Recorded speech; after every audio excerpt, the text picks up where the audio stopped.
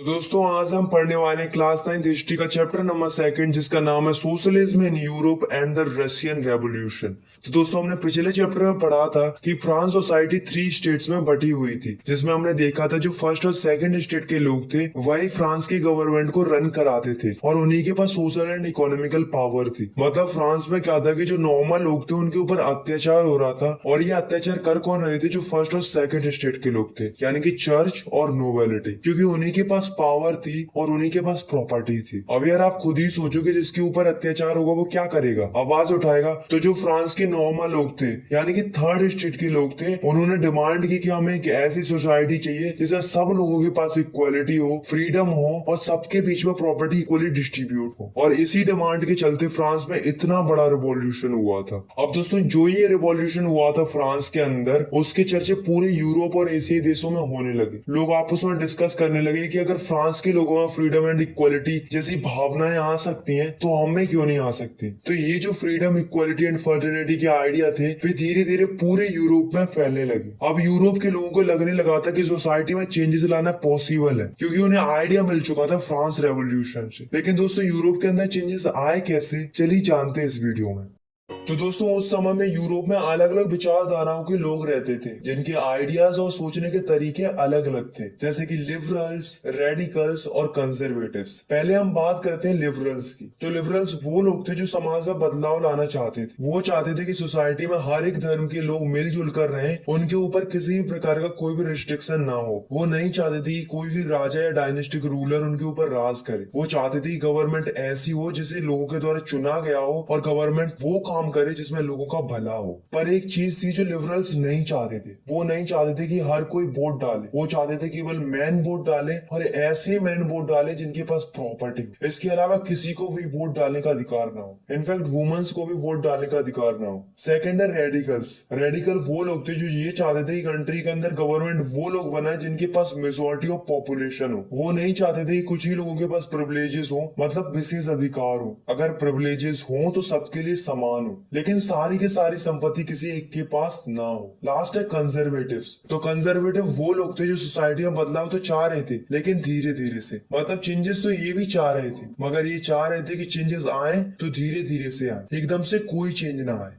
अब दोस्तों जो यूरोप था वो एक ऐसे दौर से गुजर रहा था जब यूरोप के अंदर नई नई सिटीज बन रही थी, इंडस्ट्रीज डेवलप हो रही थी, रेलवे नेटवर्क एक्सपेंड हो रहा था, और इन्हीं सब से यूरोप के अंदर इंडस्ट्रियल रिवॉल्यूशन आया। इससे सोसाइटीज डेवलप तो हो रही थी, लेकिन इससे कई सारी समस्याएं यूरोप के अंदर आने लगी। इंडस्ट्रीज की वजह से लोग फैक्ट्रीज में आकर काम करने लगे। लोगों से काम ज्यादा कराया जाता था, लेकिन उसके उन्हें बहुत ही कम पैसे दिए जाते थे। इसके अलावा लोगों को हाउसिंग और सैनिटेशन की भी प्रॉब्लम होने लगी। अनएम्प्लॉयमेंट भी बढ़ने लगा, क्योंकि पॉपुलेशन ज्यादा थी, लोगों के पास काम कम था। तो जो लिबरल्स और रेडिकल्स थे उन्होंने सोचा कुछ ना कुछ तो करना पड़ेगा, क्योंकि उन्हें ऐसा लग रहा था कि वर्कर्स के साथ गलत हो रहा है। तो उन्होंने क्या किया कि आवाज उठाना शुरू कर दिया। किसके खिलाफ? जो फैक्ट्रीज ओनर थे। मतलब ऐसे लोगों के खिलाफ आवाज उठाना शुरू कर दिया जो केवल प्रॉफिट कमाना चाहते। उन लोगों की कोई परवाह नहीं, और इन्हें वो कंजर्वेटिव कहते हैं। अब दोस्तों जो वर्कर्स थे उन्हें लिबरल्स और रेडिकल्स पसंद आने लगे थे, क्योंकि वो वर्कर्स को सपोर्ट कर रहे थे। लेकिन अब जो लिबरल्स और रेडिकल्स थे उन्हें समझ में आ गया था कि ऐसे तो काम नहीं चलने वाला है। अब जरूरत है क्रांतिकारी बदलाव की। तो जो यूरोप था उसमें अलग अलग जगहों पर रिवॉल्यूशनरी एक्टिविटी होने लगी, जैसे कि फ्रांस, इटली, जर्मनी, रसिया। और ये रिवॉल्यूशनरी एक्टिविटी कर कौन रहे थे? जो लिबरल्स और रेडिकल्स थे।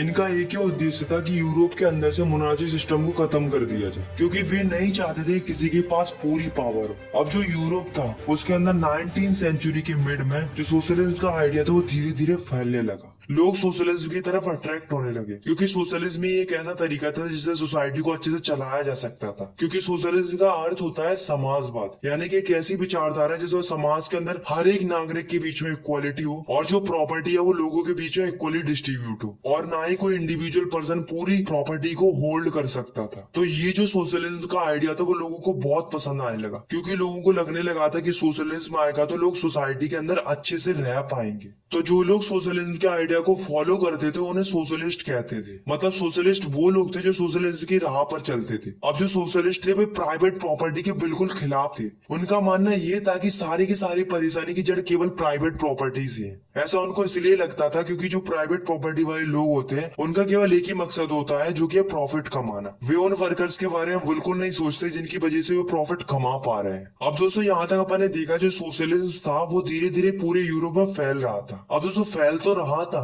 लेकिन अब दोस्तों प्रॉब्लम ये थी कि आकर सोशलिस्ट सोसाइटी चलनी कैसे चाहिए। तो इसके लिए कई सारे लोगों ने अलग अलग आइडियाज शेयर की ताकि सोशलिस्ट सोसाइटी फ्यूचर में अच्छे से चल सके। जैसे कि रॉबर्ट होवन, तो ये जो सोशलिस्ट थे वो ये चाहते थे कि लोगों के बीच में कोऑपरेटिव कम्युनिटी बनाई जाए। मतलब लोगों के बीच में एसोसिएशन बना दी जाए, जिससे क्या होगा कि लोग साथ में काम करेंगे और जो भी प्रॉफिट निकलेगा उसे आपस में बांट लिया करेंगे। ऐसे एक और सोशलिस्ट थे जिनका नाम था लुइस ब्लैंक। वो भी कोऑपरेटिव कम्युनिटी बनाना चाहते थे, पर वो चाहते थे गवर्नमेंट इंकरेज करे लोगों को कोऑपरेटिव कम्युनिटी बनाने के लिए, जैसे कैपिटलिस्ट को हटाया जा सके। मतलब ऐसे लोगों को हटाया जा सके जिनके पास प्राइवेट प्रॉपर्टी हो। इन दोनों के अलावा दो और सोशलिस्ट थे जिन्होंने बहुत कुछ बताया था कि सोशलिस्ट सोसाइटी कैसे चलनी चाहिए। उनका नाम था कार्ल मार्क्स और फ्रेडरिक एंगल। अब दोस्तों 1970s तक जो सोशलिज्म का आइडिया था वो पूरी तरीके से पॉपुलर हो चुका था यूरोप के अंदर। जितने भी सोशलिस्ट थे यूरोप के अंदर, उन्होंने क्या किया कि एक इंटरनेशनल बॉडी बनाई जिसका नाम था सेकंड इंटरनेशनल। तो ये जो इंटरनेशनल बॉडी थी वो सोशलिज्म को सपोर्ट करती थी। ऐसे ही कई देशों के अंदर एसोसिएशन बनने लगी, पार्टीज बनने लगी। जैसे कि जर्मनी में एक पार्टी बनी जिसका नाम था सोशल डेमोक्रेटिक पार्टीज। ऐसी ब्रिटेन में एक पार्टी बनी जिसका नाम था लेबर पार्टी। और इन सब के अलावा फ्रांस में एक पार्टी बनी जिसका नाम था सोशलिस्ट पार्टी। तो इस तरीके से पार्टीज पूरे यूरोप में बनने लगी और ये वही पार्टीज थी जो सोशलिज्म को फॉलो करती थी। पर दोस्तों हैरानी की बात तो ये है कि इतनी पार्टीज थी सोशलिज्म की, पर इसके बावजूद भी किसी भी कंट्री के अंदर सोशलिस्ट गवर्नमेंट नहीं बनी। लेकिन एक कंट्री थी जिसके अंदर सोशलिस्ट गवर्नमेंट बनी, वो कंट्री थी रसिया। तो अगर हमें जानना है रसिया के अंदर सोशलिस्ट गवर्नमेंट कैसे बनी थी, कैसे रिवॉल्यूशन हुआ था और कैसे मोनार्ची गवर्नमेंट को हटाया गया था, तो इसके लिए हमें जाना पड़ेगा 1914 में। तो चलिए चलते हैं द रशियन एम्पायर इन 1914।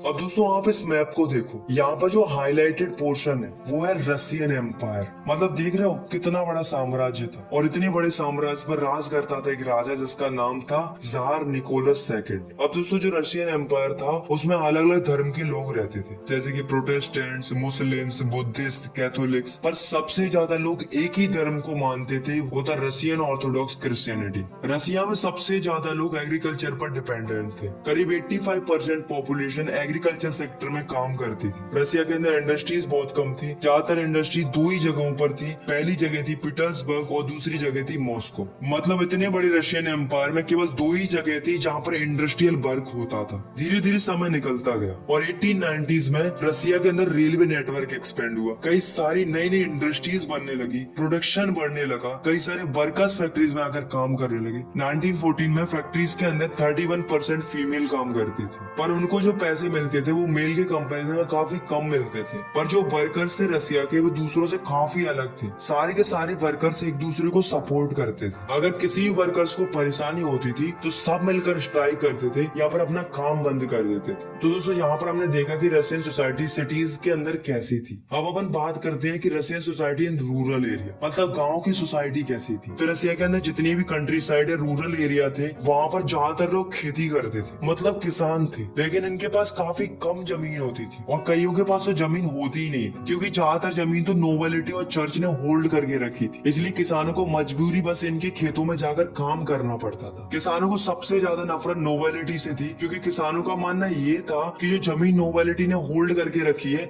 उसके असली हकदार किसान है। अब दोस्तों जो रसिया के किसान थे वो बाकी यूरोपियन किसानों से अलग थे। अब अलग क्यों थे? क्योंकि ये जो भी फसल उगाते थे उसे मिलजुल कर उगाते थे। पहले फसलों को इकट्ठा कर लेते थे, बाद में जो भी प्रोडक्शन निकलता था उसे आपस में जरूरतों के हिसाब से बांट लेते थे। अब दोस्तों जो रसिया था उसमें क्या होता था कि 1914 से पहले जितनी भी पॉलिटिकल पार्टी थी रसिया के अंदर उनको इलीगल माना जाता था। मतलब वहाँ पर पार्टी बनाने का कोई अधिकार ही नहीं था। लेकिन उसके बावजूद भी 1898 में एक इलीगल पार्टी बनाई गई जिसका नाम था Russian social democratic workers party. नाम से ही पता चल रहा है कि ये वर्कर्स के लिए बनाई गई थी। इनका काम जनरली अर्बन एरिया में था, मतलब ये शहरों में ज्यादा एक्टिव रहती थी। ठीक 2 साल बाद एक और पार्टी बनाई गई जिसका नाम था सोशलिस्ट रेवोल्यूशनरी पार्टी। ये जो पार्टी थी वो किसानों के द्वारा बनाई गई थी, लेकिन किसानों को पार्टी की क्या जरूरत थी क्योंकि एक तो उन्हें अपनी जमीन बाबू चाहिए थी जो नोवेलिटी ने होल्ड करके रखी थी। दूसरा रीजन ये था कि इनको रसिया में नेचुरल सोशलिस्ट कहते थे, मतलब लोगों को लगता था कि किसानों पहले से ही सोशलिज्म की खूबी है, इसलिए किसानों को लगा कि हमें पार्टी बना लेनी चाहिए। तो दोस्तों ये दो पार्टी थी जो कि रसिया के अंदर बनी थी। पहली वो थी जो वर्कर्स के लिए बनी थी, दूसरी वो थी जो किसानों ने बनाई थी। पहली वो थी जो अर्बन एरिया में काम करती थी, दूसरी वो थी जो रूरल एरिया में काम करती थी। लेकिन दोनों ही पार्टी इलीगल थी क्योंकि दोनों को ये अधिकार नहीं था पार्टी बनाने का। अब दोस्तों 1903 में क्या हुआ कि जो Russian social democratic workers party थी वो दो ग्रुप्स में बट गई। पहला ग्रुप था बुल्शेविक्स का और दूसरा ग्रुप था मेंशेविक का। बुल्शेविक का जो हेड था वो था व्लादिमीर लेनिन और मेंशेविक का जो हेड था वो था जूलियस मार्टव। बुल्शेविक चाहते थे कि हमारी पार्टी डिसिप्लिन्ड हो, मतलब वो नहीं चाहते थे कि कोई भी मेंबर हमारी पार्टी को ज्वाइन करे, केवल quality of member he join कर सकते थे। मेंशेविक चाहते थे कि पार्टी सबके लिए ओपन होनी चाहिए, कोई भी पार्टी में शामिल हो सकता है। और दोस्तों जो राजा था यूरोप का जार निकोलस सेकंड, उसके पास ही पूरी पावर थी। रसिया के अंदर कोई भी पार्लियामेंट नहीं बनी थी, जो भी डिसीजन लेता था वो जार निकोलस सेकंड ही लेता था। रसिया और जापान के बीच में लड़ाई चल रही थी, यानी कि वॉर चल रहा था, क्योंकि दोनों को कोरिया और मंचूरिया चाहिए थे। अब दोस्तों जो रसिया था वो जापान से कई बार हार चुका था, लेकिन वहां का जो राजा था जार निकोलस सेकंड, वो हार मानने के लिए तैयार ही नहीं था। इतनी बार हार मानने के बावजूद भी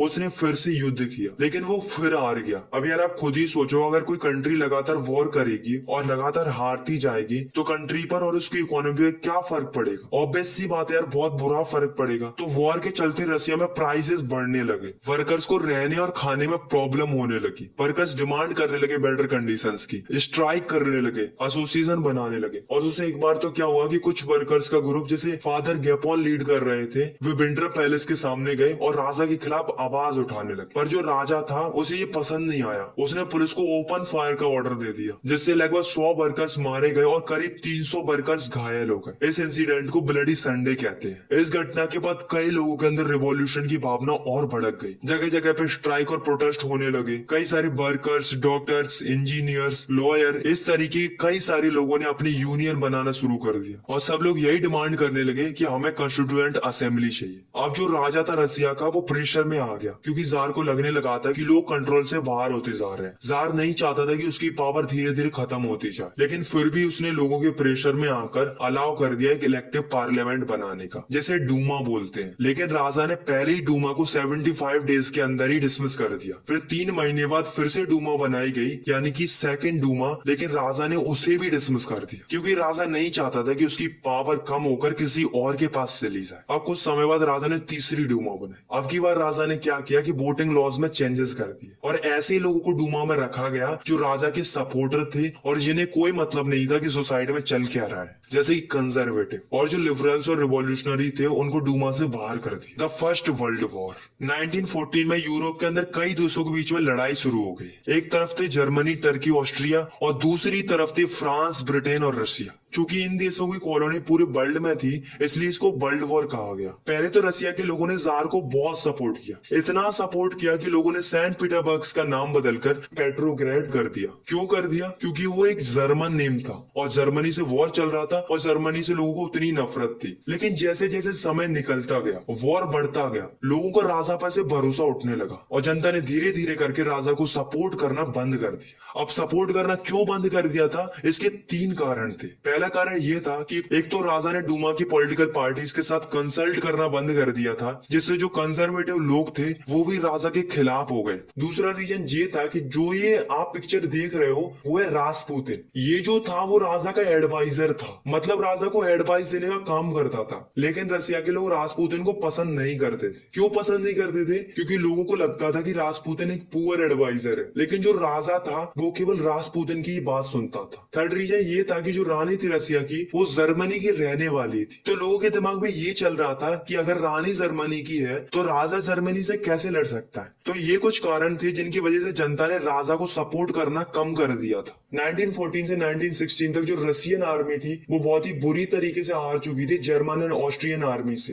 1917 तक आते आते लगभग 7 मिलियन लोग मारे गए थे इस वॉर की वजह से, और 3 मिलियन लोगों के पास रहने के लिए घर नहीं बचे थे। क्रॉप डिस्ट्रॉय हो गई थी, बिल्डिंग डिस्ट्रॉय हो गई थी, रेलवे लाइन टूट गई थी, और इस वॉर का काफी बुरा असर इंडस्ट्रीज पर भी पड़ा, क्योंकि ज्यादातर वर्कर्स को वॉर में लड़ाई करने के लिए बुला लिया था, जिसकी वजह से गुड्स की सप्लाई रुक गई थी और कई सारी फैक्ट्रीज बंद हो गई। और इन सब के अलावा लोगों के बीच में फूड्स की भी कमी होने लगी थी, क्योंकि ज्यादातर फूड आर्मी के लिए चला जाता था। मतलब वर्ल्ड वॉर फर्स्ट के कारण लोगों को और बहुत बुरा असर पड़ा था। अब दोस्तों जो रसिया की कैपिटल थी पेट्रोग्रेड, उसके बीच से नेवा नदी बहती थी। नेवा नदी की राइट की तरफ गरीब लोग रहते थे, जैसे कि वर्कर्स, और उनकी फैक्ट्रीज भी लोकेटेड थी। नेवा नदी की लेफ्ट की तरफ फैशनेबल एरियाज थे, जैसे कि विंटर पैलेस, और कई सारी गवर्नमेंट बिल्डिंग्स भी लोकेटेड थी। इन सब के अलावा डूमा भी यहीं पर लोकेटेड थी। अब दोस्तों 1917 के फरवरी टाइम में पेट्रोग्रेड में बहुत ही जोरों से सर्दी पड़ रही थी। वहां के जो वर्कर्स थे उनको खाने की कमी होने लगी। ऊपर से गवर्नमेंट ने 22 फरवरी को फैक्ट्रीज को भी बंद करवा दी। इससे गुस्सा होकर 50 फैक्ट्री वर्कर्स लेफ्ट बैंक से राइट बैंक की ओर चले गए और नेवस्की प्रोस्पेक्ट जो कि एक जगह थी वहां पर जाकर प्रोटेस्ट करने लगे। इसे देखकर गवर्नमेंट ने कर्फ्यू लगा दिया, जिससे मजबूर होकर वर्कर्स को वापस जाना पड़ा। लेकिन वर्कर्स इतनी जल्दी हार मानने वाले थोड़ी ना थे। वे 24 और 25 फरवरी को फिर वापस गए और प्रोटेस्ट करने लगे। तो राजा ने क्या किया कि उन पर नजर रखने के लिए कैवलरी और पुलिस को आदेश दे दिया।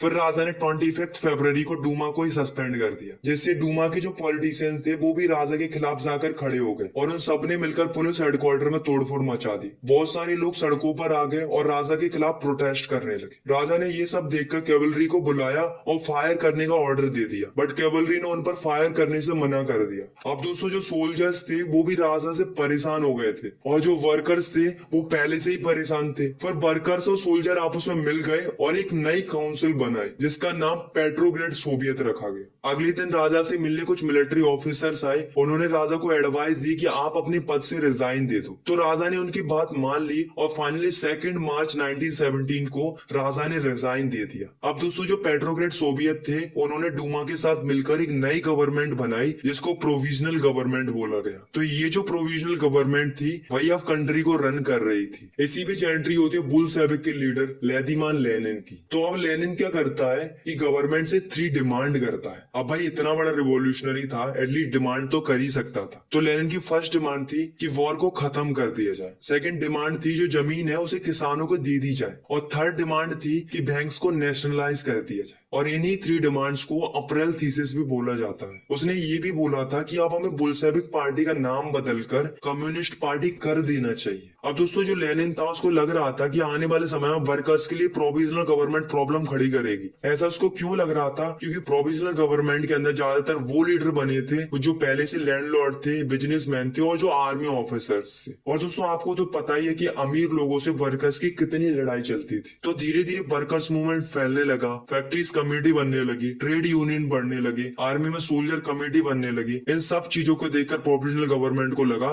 कि उनकी पावर कम हो रही है और जो बुल्शेविक की पावर है वो बढ़ती जा रही है। तो उन्होंने सोचा कुछ ना कुछ तो करना पड़ेगा। तो जो प्रोविजनल गवर्नमेंट थी उसने बहुत बुरे स्टेप लेना शुरू कर दिया, जैसे कि जो लीडर उनके खिलाफ प्रोटेस्ट करते थे या फिर आवाज उठाते थे उन्हें जेल में डाल दिया जाता था। इससे जो वर्कर्स थे और भी कई सारे लोग थे उनको ये गवर्नमेंट धीरे धीरे बुरी लगने लगी थी, और धीरे धीरे बुल्शेविक्स और प्रोविजनल गवर्नमेंट के बीच में लड़ाई भी बढ़ने लगी। तो जो लेनिन था उसने गवर्नमेंट के खिलाफ विद्रोह करने का फैसला लिया। जितने भी सपोर्टर थे बुल्शेविक पार्टी के, चाहे वो आर्मी के हो, चाहे वो सोवियत्स हो, और चाहे वो फैक्ट्रीज वर्कर्स हो। और 16 अक्टूबर 1917 को लेनिन ने पेट्रोग्रेड सोवियत को भी कन्वेंस कर लिया और सोवियत के साथ मिलकर एक मिलिट्री रेवोल्यूशनरी कमेटी बनाई, जिसका हेड लियोन ट्रोत्स्की को अपॉइंट किया गया। अब सभी लोग तैयार हो चुके थे अपराइजिंग करने के लिए, मतलब विद्रोह करने के लिए। किसके खिलाफ? प्रोविजनल गवर्नमेंट के खिलाफ। और लेनिन ने किसी को नहीं बताया था कि कब विद्रोह करने वाले हैं, बट फाइनली 24 अक्टूबर को बुल्शेविक ने रिवोल्ट कर ही दिया। इसे देखकर जो प्राइम मिनिस्टर था केरेंस्की, उसने क्या किया कि सेना को आदेश दे दिया। तो सेना ने क्या किया कि बुल्शेविक की 2 न्यूज़पेपर बिल्डिंग को सीज कर दिया। पर बुल्शेविक क्या कम थे?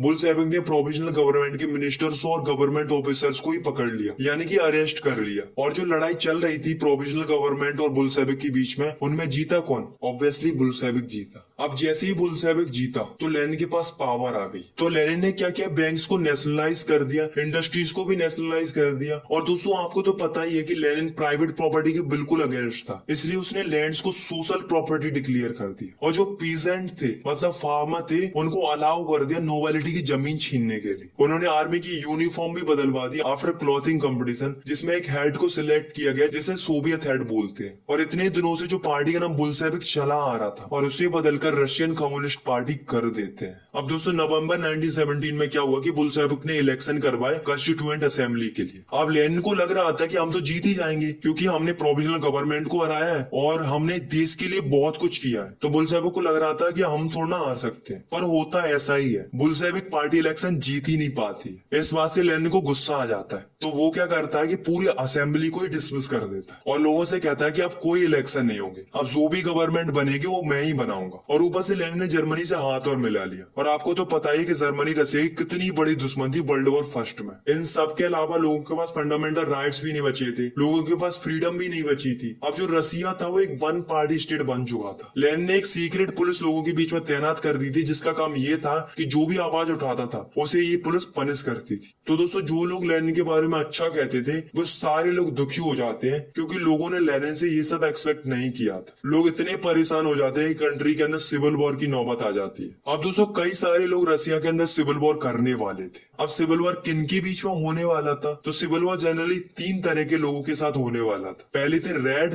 दूसरे थे ग्रीन और तीसरे थे व्हाइट। रेड वो लोग थे जो लेनिन के सपोर्टर थे यानी कि जो बुल्शेविक के लोग थे। ग्रीन वो लोग थे जो कि पीजेंट थे यानी कि किसान थे। और व्हाइट वो लोग थे जो राजा के सपोर्टर थे, जो राजा को आज भी याद करते थे यानी कि जो ऑटोक्रेसी को पसंद करते थे। अब दोस्तों सिविल वॉर स्टार्ट हुआ और इन तीनों के बीच में बहुत ही बुरी तरीके से सिविल वॉर चल रहा था क्योंकि तीनों ही एक दूसरे को पसंद नहीं करते थे। अब दोस्तों जो ग्रीन और व्हाइट लोग थे उन्हें वार की कंट्री भी सपोर्ट कर रही थी। क्यों कर रही थी? क्योंकि वो नहीं चाहते थे कि रसिया के अंदर सोशलिज्म फैले, क्योंकि उन्हें डर था कि आज सोशलिज्म रसिया के अंदर फैलेगा तो कल के दिन उनकी कंट्री के अंदर भी सोशलिज्म की डिमांड हो सकती है। इसलिए उन्होंने बुल्शेविक को सपोर्ट ना करके ग्रीन्स और व्हाइट्स को सपोर्ट किया। लेकिन अफसोस इतनी कोशिश करने के बाद भी ग्रीन और व्हाइट हार जाते और बुल्शेविक फिर जीत जाते, यानी कि जीत होती है रेड्स की। और धीरे धीरे जनवरी 1920 तक सारी पावर बुल्शेविक के पास वापस आ जाती है। अब फाइनली लेनिन और बुल्शेविक को लगा कि जिन वादों को करके हम लोग जीते थे उन वादों को पूरा कर देना चाहिए। इसके लिए उन्होंने 5 ईयर प्लान बनाना शुरू कर दिया, मतलब कितना डेवलपमेंट करेंगे पूरे 5 साल के अंदर। तो पहले 2-5 सालों के लिए गवर्नमेंट ने क्या किया कि सारी चीजों के प्राइसेस फिक्स्ड कर दिए जिससे कंट्री के अंदर इंडस्ट्रियल ग्रोथ को बढ़ाया जा सके। और ऐसा हुआ भी, कंट्री के अंदर इंडस्ट्रियल प्रोडक्शन बढ़ने लगा, नई नई सिटीज डेवलप होने लगी, साथ में इंडस्ट्रीज डेवलप होने लगी। इन सब के अलावा स्कूलिंग सिस्टम भी डेवलप होने लगा, लोगों के लिए हेल्थ फैसिलिटी इंप्रूव होने लगी। तो ये जो सेंट्रलाइज्ड प्लानिंग कर रहे थे बुल्शेविक की लोग, उसकी वजह से रसिया की इकोनॉमिकल ग्रोथ तो काफी इंप्रूव हो रही थी, सब कुछ सही चल रहा था। लेकिन ऐसे में हो जाती लेनिन की डेथ। फिर लेनिन की डेथ के बाद एक नया लीडर बनता है जिसका नाम था स्टालिन।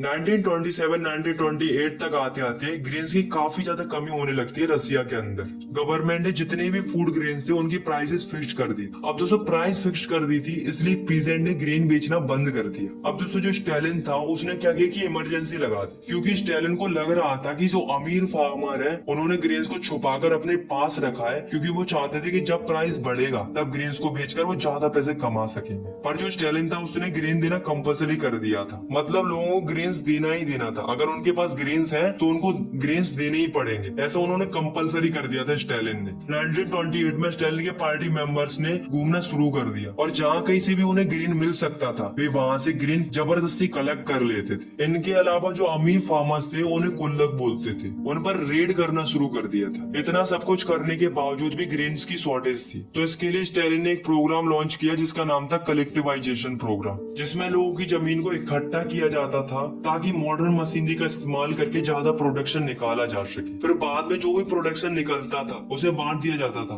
तो जो स्टालिन था उसने सारे किसानों को कलेक्टिव फार्मिंग करना कंपलसरी कर दिया था, मतलब उनको फोर्स कर रहा था स्टालिन कलेक्टिव फार्मिंग करने के लिए। जब किसानों ने उसकी बात नहीं मानी तो उसने क्या किया कि लोगों को जेल में डालना शुरू कर दिया। इस बात से पीसेंट गुस्सा हो गए और उन्होंने प्रोटेस्ट के लिए अपने लाइफ स्टॉक्स को ही डिस्ट्रॉय कर दिया। लेकिन इतना सब कुछ होने के बावजूद भी कंट्री के अंदर ग्रेन्स की प्रोडक्शन नहीं बढ़ रही थी। 1913 से 1933 तक आते आते लगभग 4 मिलियन लोग मर गए थे इस भुखमरी से। अब जो स्टालिन की खुद की पार्टी के लोग थे वो भी स्टालिन को क्रिटिसाइज करने लगे। तो स्टालिन ने क्या किया कि जो भी उसके खिलाफ होता था उसके ऊपर सोशलिज्म के अगेंस्ट कॉन्स्पिरेसी करने के चार्जेस लगा दिए जाते थे। उसे जेल में या फिर लेबर कैंप में भेज दिया जाता था। ऐसे करके 1939 तक 2 मिलियन लोगों को जेल में या लेबर कैंप में भेज दिया था। The global influence of the Russian revolution and the USSR. दोस्तों रशियन रेवोल्यूशन की वजह से काफी सारी कंट्रीज के अंदर कम्युनिस्ट पार्टी बनने रखी। बोल्शेविक ने भी काफी ज्यादा इंकरेज किया था लोगों को जिससे सोशलिज्म पूरे वर्ल्ड में फैल सके। बोल्शेविक ने conference of the people of the east रखी जैसे रशिया के अलावा कई देशों के लोग भी पार्टिसिपेट कर सके। बोल्शेविक ने कॉमिनटर्न भी बनाया जिससे सोशलिज्म को और भी ज्यादा अवेयर बनाया जा सके ऑन अ इंटरनेशनल लेवल। और यूनिवर्सिटीज को भी खोला गया जिसमें लोगों को सोशलिज्म के बारे में सिखाया जा सके। पर रशिया के बारे में अलग अलग कंट्रीज के अलग अलग व्यूज थे। और दोस्तों जब वर्ल्ड वॉर सेकंड आया तब सोशलिज्म और भी ज्यादा पॉपुलर हुआ पूरे वर्ल्ड में। इनफैक्ट इंडिया में भी काफी सारे लोग रशियन रेवोल्यूशन से इंस्पायर हुए थे जैसे कि जवाहरलाल नेहरू और रविंद्रनाथ टैगोर। बट रशिया पूरी तरीके से एक सोशलिस्ट कंट्री नहीं बन पाया था और ना ही लोगों को एसेंशियल फ्रीडम मिल पाई थी। बट जो ये सोशलिज्म का आइडिया था उसे पूरे वर्ल्ड वाइड पॉपुलरिटी मिल चुकी थी और रिस्पेक्ट मिल चुकी थी after Russian revolution. I hope आपको ये वीडियो पसंद आई होगी। अगर आपको ये वीडियो पसंद आई तो यार आप इस वीडियो को लाइक कर सकते हो और चाहो तो आप इस चैनल को सब्सक्राइब भी कर सकते हो ऐसी क्लास 9 की और भी वीडियोस देखने की। Thanks for watching, take care, bye bye.